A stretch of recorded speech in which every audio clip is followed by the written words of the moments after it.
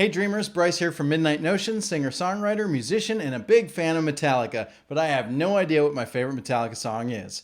Could it be That Was Just Your Life? Let's use math to find out. Cue the intro. So Ted, give it to me now! For the best Metallica song!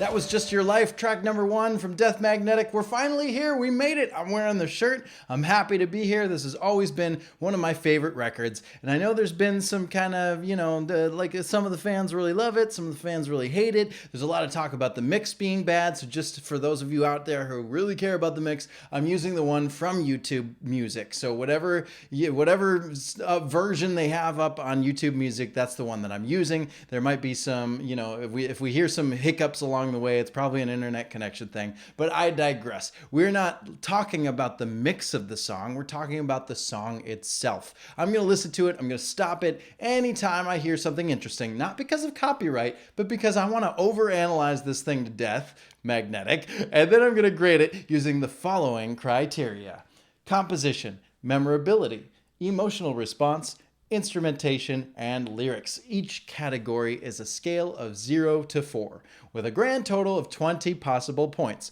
We'll find out at the end of the video if this song has what it takes to get to the top 20. Make sure you hit that subscribe button because you know what?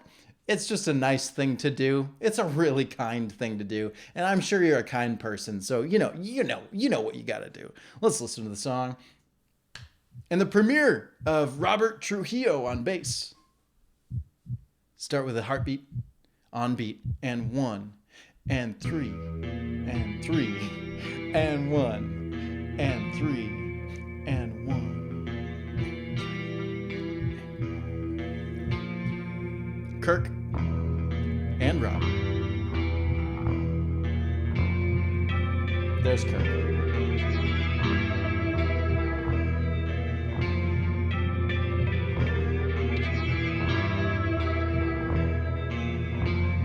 I really appreciate that the bass isn't following the guitar directly. The guitar is boo doo doo doo doo doo doo doo, but the bass is skipping notes. Boo doo doo boo doo. He's kind of skipping the in-between stuff. It's really cool. I also appreciate the really ethereal, sort of spacey, sort of what's going on vibe of whatever Kirk's got cooked up on his pedal board. There's a lot of, kind of a lot of processing going on here, some reverb, I can't speak today, reverb, some delay, some sort of concoction of what's gonna happen. We still got that little bum bum in the background. It's gradually fading out. What I appreciate about this intro, one, it's a combination of everything that they've basically done in the beginning of every record so far. Most of their records up to the point of Load and Reload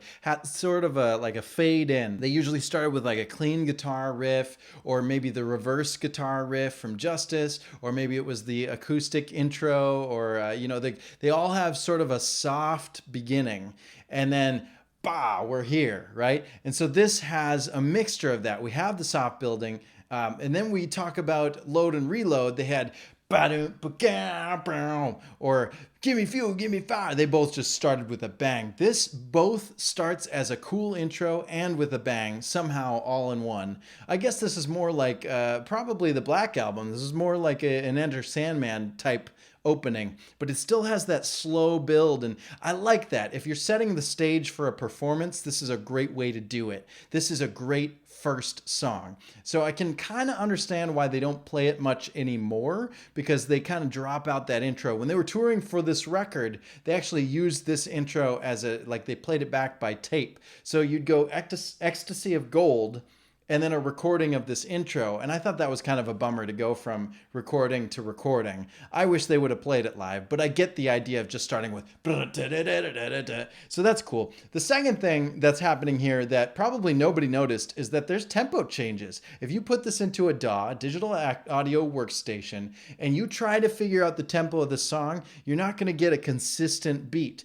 because the do do do do do do do do, that's one tempo, but then we go into the hits, ba ba da dum bum. It's just slightly faster. And then when we go ba ba ba ba ba ba da na, that's also slightly faster. And then the main riff is probably different as well. So just slight tempo changes. Remember, at home, if you're recording songs and you're writing songs, you don't have to pick one tempo and stick with it the entire song. And you don't have to gradually build either. Each riff can have its own sort of push and pull as you feel necessary. So if this section of the song needs to be just a little bit more energetic, bump up that tempo. If it needs to pull back, go the opposite direction. Let's listen to this sucker build, and while we're listening to this song, I know I'm talking a lot at the beginning here because I just really want to jam. I want you to listen to the structure of this song. I've been talking a lot about the rule of threes and having a tag on the end. 1, 2, 3 with a tag on the end. This song is filled with that. We have a main riff 3 times through and then a climb down at the end. We have drums that hit the cymbal on 1, 1, 1, and then cymbal 1, 2, 3, 4. We have so many change-ups in this song. It is very fascinating. It is well written. Pay attention to the structure and how even when the guitars change, or when the guitars are playing the same thing rather, the drums are changing to keep it fresh and to keep it interesting. I love this. Let's jam. Notice how Kirk's guitar doesn't change right away. It's still clean. I've always wondered why that first bit here isn't distorted, but now he comes in with the distortion.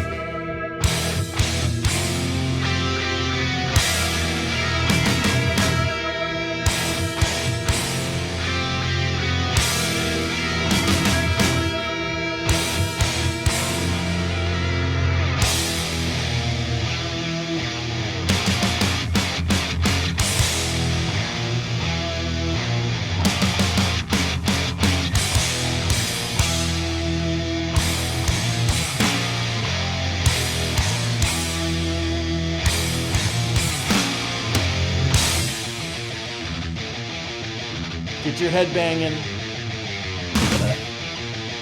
This is coming back.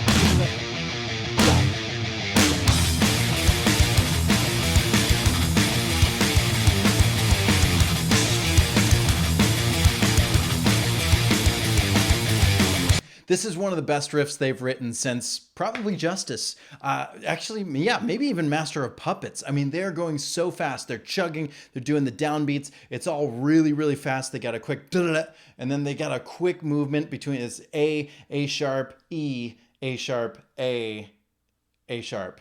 I don't know if you want to call it B flat or A sharp. I'm just going by what I remember. That movement, and then they move even further on the climb.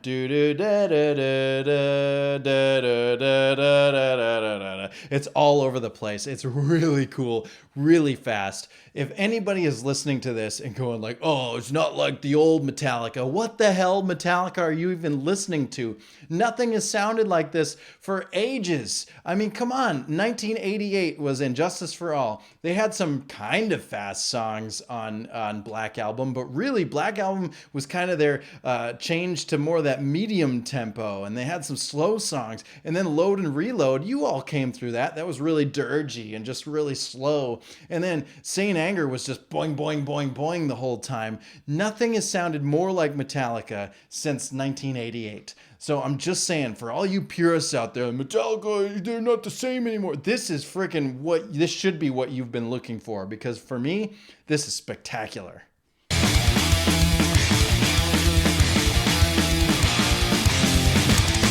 Here's the change. Again, like I said, listen to how it changes. The guitars play do-do-do-do, do-do-do-do, da-da. They played that riff all the way through once. When they play it through the second time, the first time, Lars was playing a thrash beat, just like Justice, and now he's playing downbeats on the snare, baku, baku, baku, baku, but then the kick drum is doing double kick, and he's on the crash cymbal, so he's switching it up, keeping it interesting, and instead of ba-ba, while he's still playing buka, bakuga, baku, he's now going to be emphasizing those hits, ba-ba. It's really cool, man, it's really cool. And then back to the straight riff, let's jam this sucker out. Like a siren in my head that always begs to repeat. Like a blind man that is struck into the beating drum of deep. Like a face I love the end of the verses here because we have those hits. They're just they're strummed and then palm muted on the guitars. That's that A sharp and the F, I believe. And we have the drums doing pakaduku, pakaduku. And the reason why I don't know, it's just, there's something about that's one of the hooks of the song. If you think about catchphrases, I've talked about catchphrases before.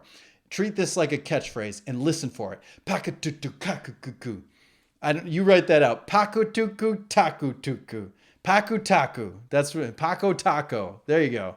Like a misery that keeps me focused, going on astray. Like an endless nightmare that I must awaken from its state. Like conviction, a premonition, not worthy of to I deny.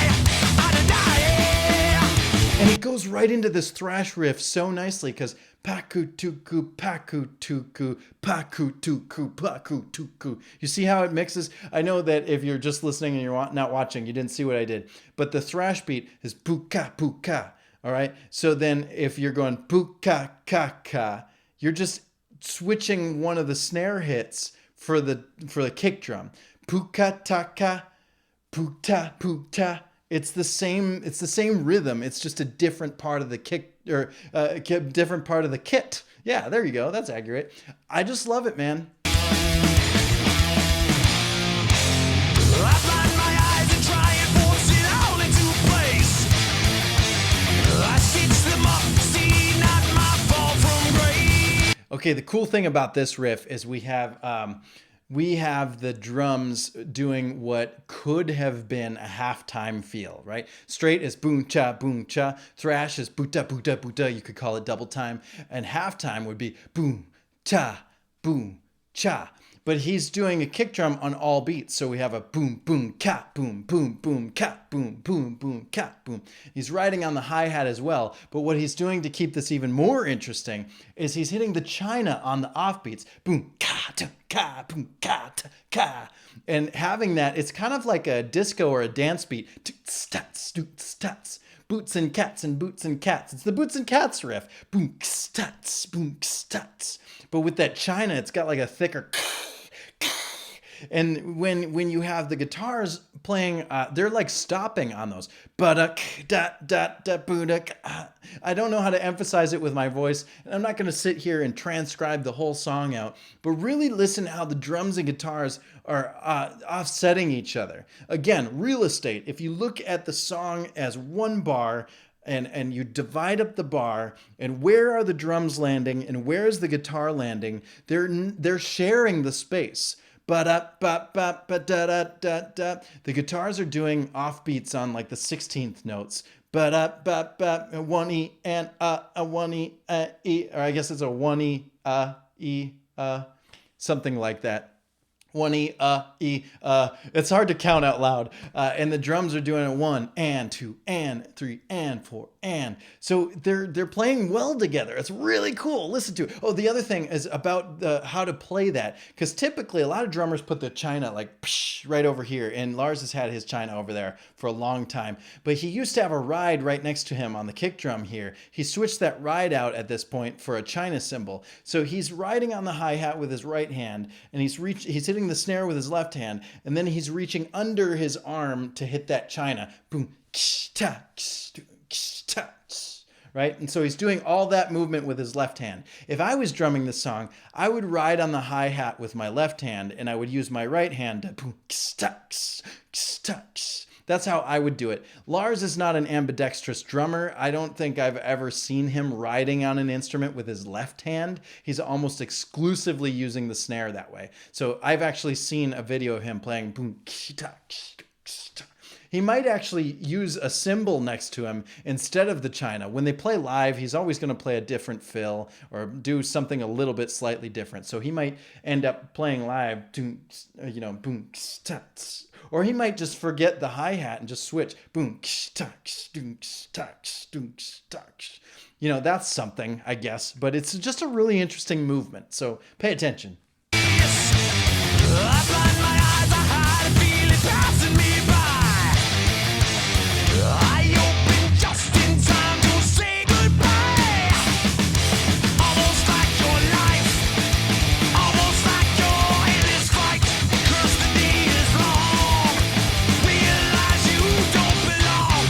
The hits there, ba da da da. That's a very battery style riff. So what have we got here? We've got an Enter Sandman intro. We've got a Puppets slash Creeping Death slash Justice style main riff. We've got a battery chorus, da da da da. We've got a really fast vocals in the verses. We've got halftime feels and straight and double time. We've got just this wide mix. And then what's different in this chorus? How is it changing? How is it keeping things interesting? Ba da da da da. Ba-da-ba-ba. When they do those hits, listen to what note they're on, right? They might start on ba-da-ba-ba on the E, but then they go to like an A sharp over F. So they're ba-da-ba-ba. And then they'll go up to like a C over G, ba-da-ba-ba. And they'll go up to the D over A, da-da-da-da. They've always got that sort of fifth underneath, that fifth note underneath the main chord. And they're changing it each time they come around. Listen to that order, the pattern, and remember it, because the last chorus is going to be different. Different. Disconnect somehow. Never stop the bleeding now. Almost like your fight.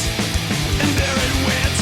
Almost like your life. That was E. Bam, bam, bam. So it ends on the E. So wherever we're at, we end on the E. Just remember that. And what a nice thing for the audience to scream. That was just your life. Or I guess that's not the words he just said, and I've already forgotten. But I'm just having so much fun. Let's jam.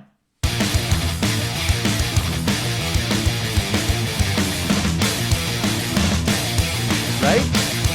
There's the intro again.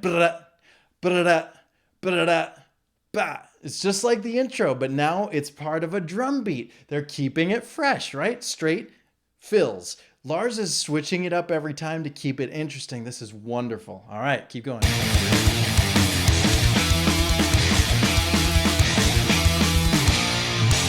We halved it. Again, that before the first verse, that riff was doubled. It was half thrash, half snare on the downbeats. This time it's just the thrash section.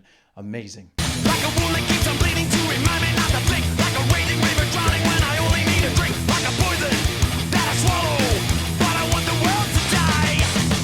Like a release from a prison that I didn't know I was in. Like a fight to live the past I bring to leave from way back then. Like a general without a mission until the war will start again. Start again.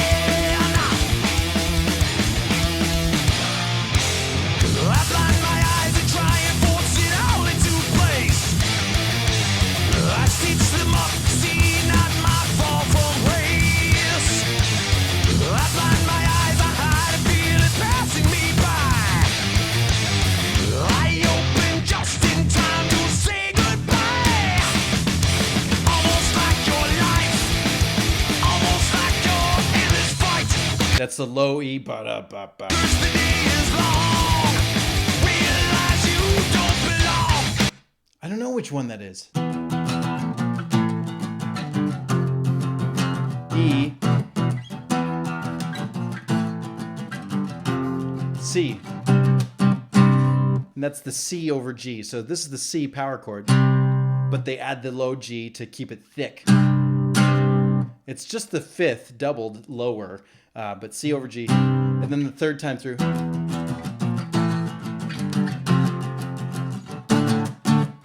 That's the D over A. And then finally.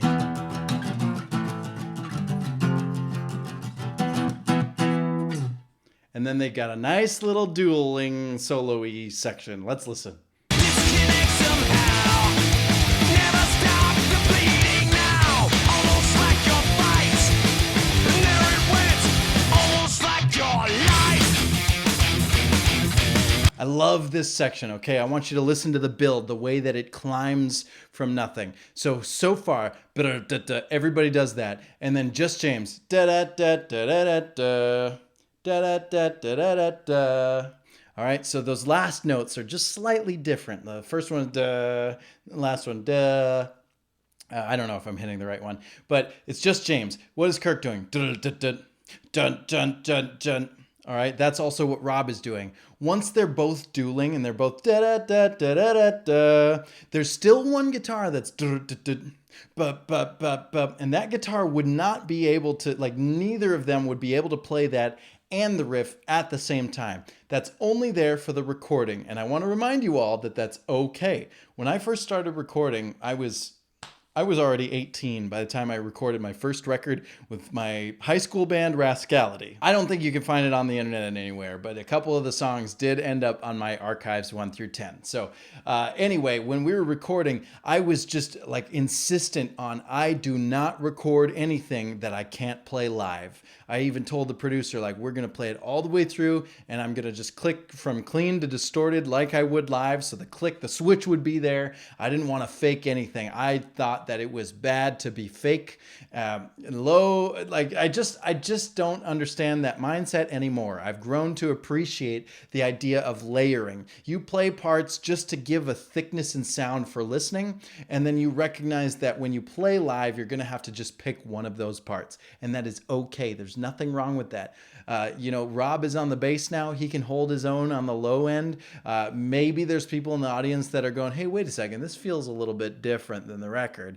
I know that it isn't really the best idea to layer it with way too many guitars. In the instance of, if you could look at Chop Suey by System of a Down, that intro has so many guitars going on, and by the time they get to the chorus, they only have one guitarist, and Darren has to just pick one of the parts, and he always picks the weird one for some reason. So don't do that.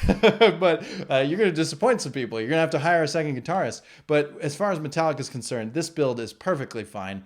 Listen to how it builds. We got 2 measures of just James. We got 2 measures of him dueling with Kirk. And then we have 2 more measures of the duel with Kirk. And then 2 more measures of Kirk being higher up. So we're setting this pattern of build 2, 2, 2, 2, 2. And then we have a little break in between. We're going to talk about this, but remember how this goes, because it's going to come back.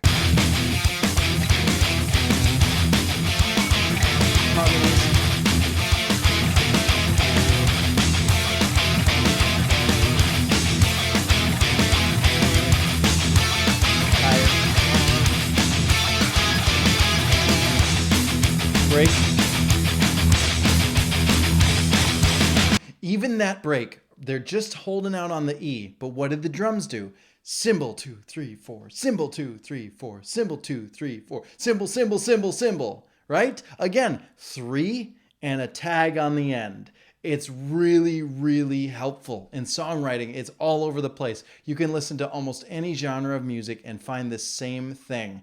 It really works. I'm telling you, you don't have to do it in every song and every beat and every riff and every measure, but using it tactfully is very, very helpful. And they're doing that here. It's awesome.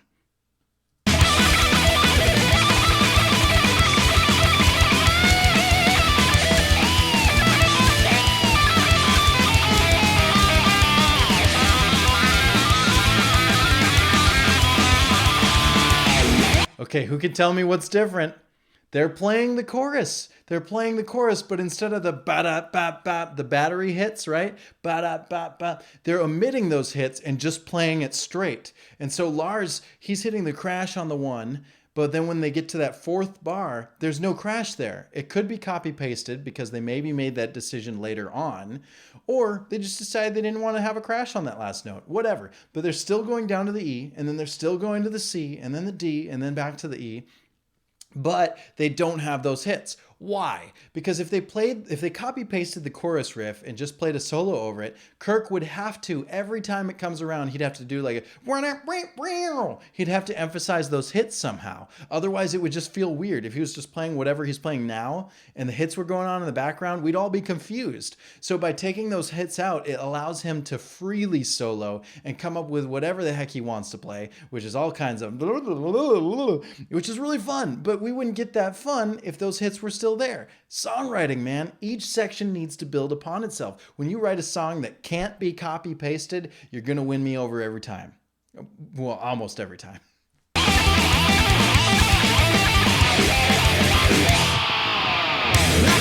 I love me a good, we've had that on a lot of their songs, all the way back to the Four Horsemen had it. That's always a fun way to go into the next section. Now, this riff maybe has the same riff as the verse, but what's different? Tell me, if you could catch what's different in this verse from the other 2 verses, let me know in the comments. Play along at home. Man, how hot it can get if you get caught. Like a strike from heaven, turns that key and brings you straight down to your knees. Like a touch from hell to feel how hot it can get if I get caught. Like a strike from heaven to reprieve that brings you straight down to your knees. If you guessed in the comments below, before I'm saying this now, if you guessed that the difference is the way that he's singing, congratulations, you figured it out. This would technically be considered a bridge, but you could call it a verse 3 if you want to. Either works, but his singing is different. That keeps us interested. That is building interest. We're setting patterns, we're breaking patterns. Wonderful, wonderful production. Now where are we?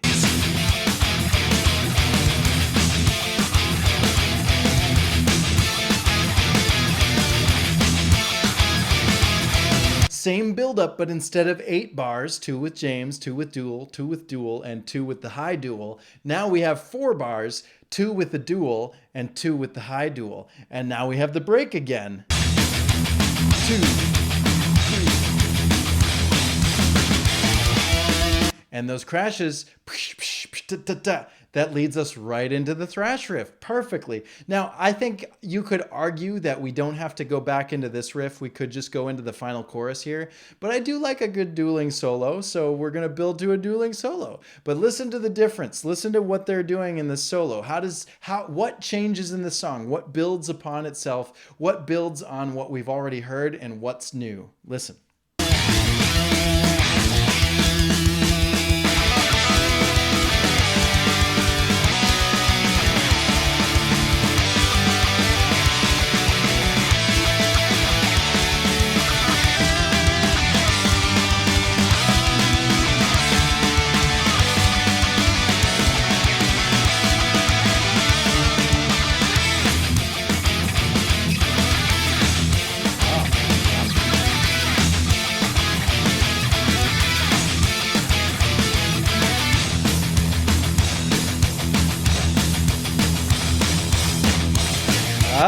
You see what I'm seeing? Okay, what's going on? We have, in that first part, the dueling solo, we have a held out note in the rhythm guitars. Now, they can't hold out notes while they're doing dueling solos because there's only 2 guitars. Again, layering. That's okay. There's nothing wrong with that. Then the dueling guitar, after the one section, one chord progression, they do the hold out notes. Then the rhythm guitar goes into palm muting. They're doing a little bit faster there. Now again, they can't play that live, but it changes. What else changed? The drums, right? He was doing it on the hi-hat, that thrash beat. And then when they go into the palm muted part, he switched to the cymbals to do it, right? Then we come back to that bridge section. Da, da, da, da, da, da, da. But what was different? At the end, they had this little climb up build, this dueling, and then the second time, it goes a little bit higher, and the third time, a little bit higher, and then they go back to that break again with just the E. Boom, do, do, do, boom, do, do, do, boom, do, do. And how does it break? Cymbal, cymbal, cymbal, snare. It's not boo-ka-ka-ka like we've been seeing for the whole song. He set up that pattern. He set us to believe that whenever we hear 3 cymbals, we're going to follow by ta-ta-ta. And he broke the pattern by going pa. And that sucks us into the next riff. Pa. Really excellent songwriting. Really beautiful.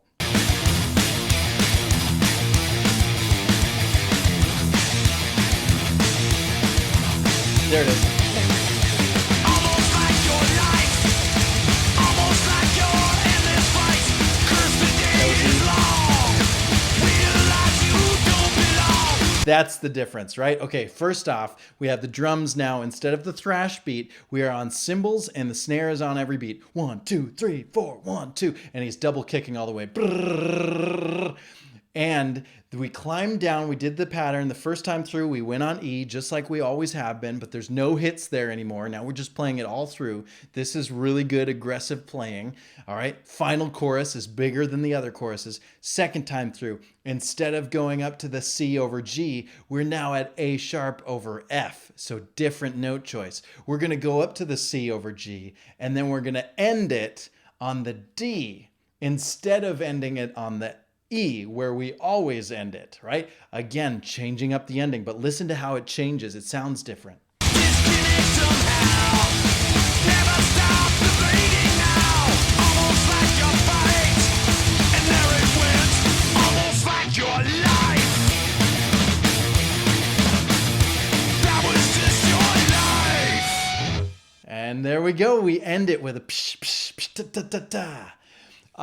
Wow. Yeah. Ending it on that D, it's like a leading tone. It's the 7, right? They're playing an E. So this D is going to be your 7. It's just 1, 2, 3, 4, 5, 6, 7. If you count out all the notes, E, F, G, A, B, C, D is the 7th note. So it's going to lead into that E really, really nicely. Do, do. It's got a nice resolution to it. So if they just went, they would have been fine. It would have been perfectly fine. But by switching it up and going down to the 7, it's actually very, very cool, very, very interesting. And they go into the main riff, but they don't go into the straight version. They go into the hits version.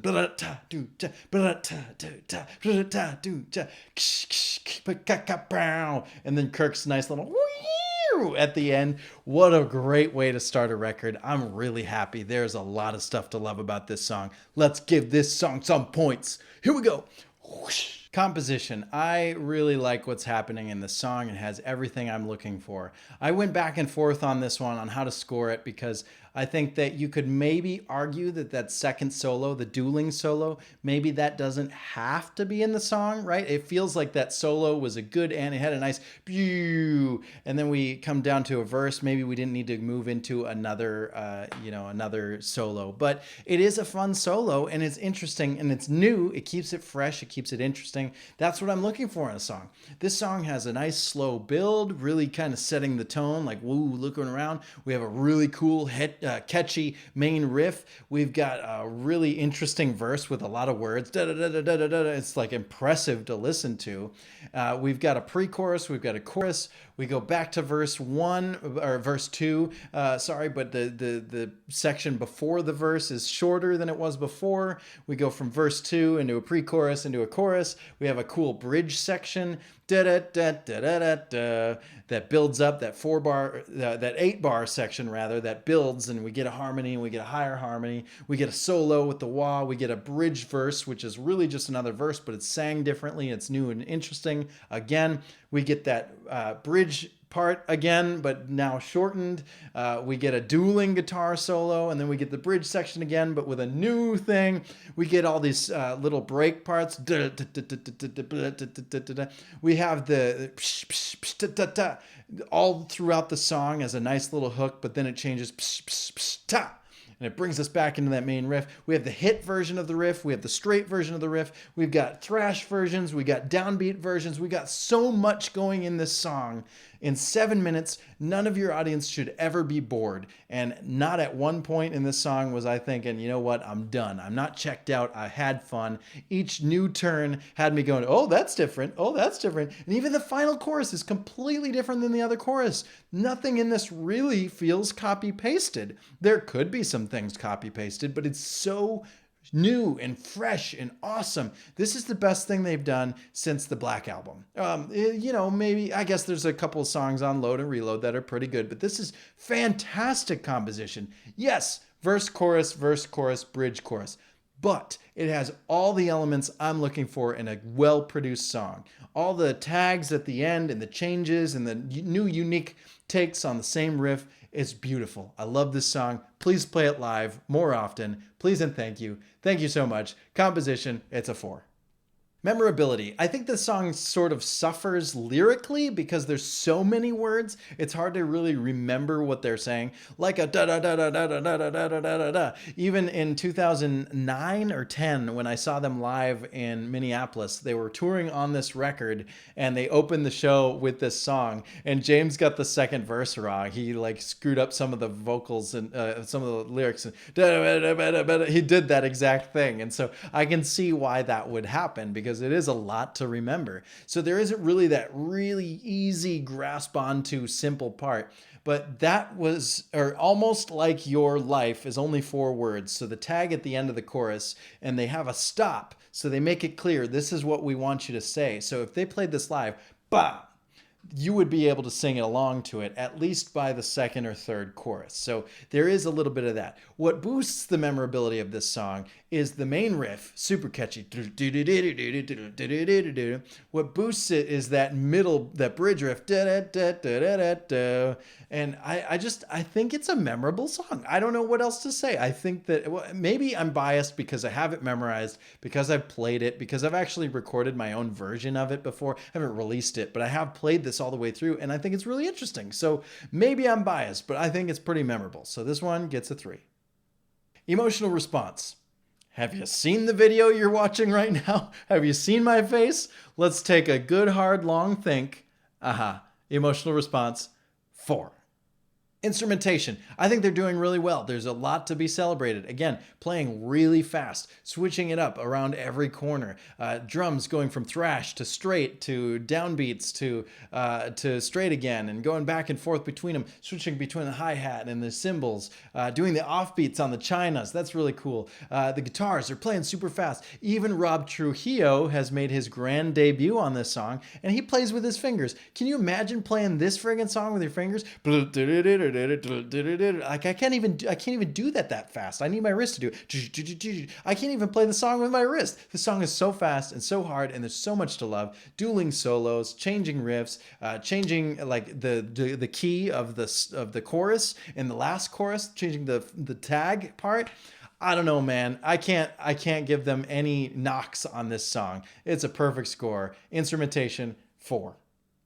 Lyrics. I wish I knew a little bit more about what's going on. I think they have a really cool structure to them. There's a lot of similes in here. Simile is when you use the word like. This is like that. But they're omitting the this. There's no like comparison. They're just saying like a blank, blank, blank, blank, blank, blank, blank, blank, blank. And then the second line, like a blank, blank, blank, blank, blank, blank, blank, blank, blank. The third line, like a blank, and it's cut off. It's short. It's no longer long. So we have 2. That's our pattern. And we stop it.